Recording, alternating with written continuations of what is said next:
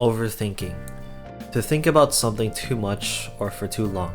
The perpetual agony of the mind tossing and turning through the library of thoughts, numbing cognition and losing a sense of reality as you are frozen in time.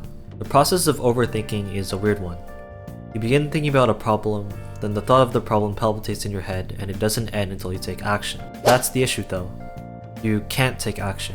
You're essentially just trapped in a cycle of wanting to do something about it, but can't. Hey, Overthinker guy number 1 here. Yep, that's me.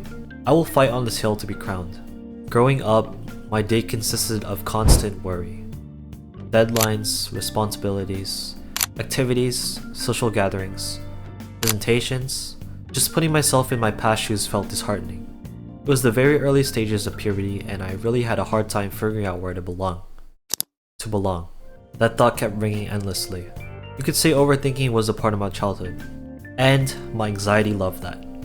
As of now, overthinking isn't as self-sabotaging as it was back in K-12.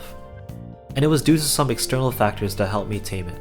The process of overthinking has and will exist all throughout humanity's existence. And crazy enough, it's a common occurrence among us all. Nah, you're just saying that because you're a pussy. The character I like to associate this phenomenon with is from Bocchi the Rock. Bocchi deals with extreme social anxiety and constant overthinking, and there is no better character to relate to. Who is Bocchi, you may ask? Bocchi is the protagonist of the series Bocchi the Rock. She is an introvert that suffers from social anxiety and may cause her to malfunction and look like this. I deeply relate to this character as any given social interaction could cause me to implode.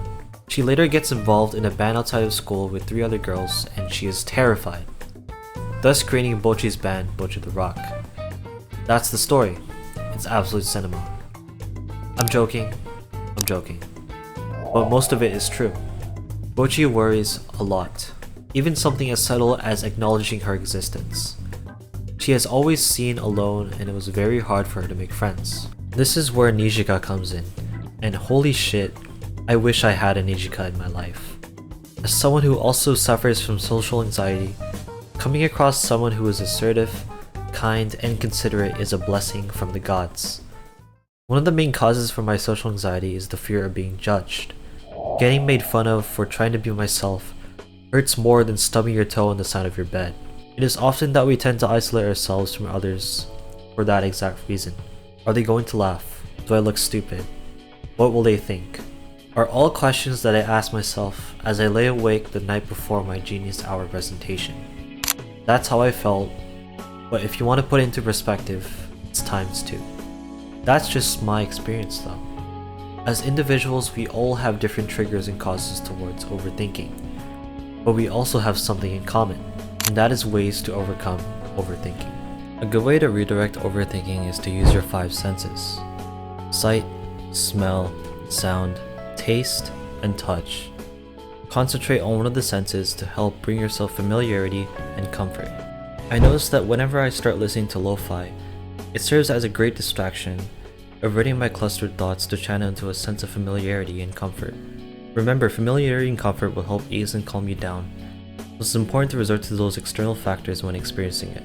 When I'm out at school or in a public area, I don't normally resort to my device, so I would stare at a cool looking tree or begin doodling in class. I used to take ointment during school, but I lost the balm, so I pretty much suffered for the rest of my time there. Practicing letting go of your perfectionism. Anxiety and overthinking deeply stem from meticulously and excessively putting pressure on yourself to do certain tasks, requirements, and to keep up with your idealistic expectations. Just take a moment to breathe. You live. Don't be hard on yourself when you can't fulfill everything in that certain time frame. Remember to keep in mind that one step forward is always better than multiple steps in the same spot. Lastly, it's to be real with yourself and address the root of the problems. This is pretty hard to do because you have to be honest and face yourself, but it's very, very rewarding. I always neglected the reality checks and everything my family and friends told me, since I was too afraid to acknowledge the existence, especially towards taking action. I hated the word taking action and I still don't like it to this day. But it's helped me a ton and I've become more confident recently by simply tackling the obstacles, and you get a sense of fulfillment afterwards. And as Nijika would say,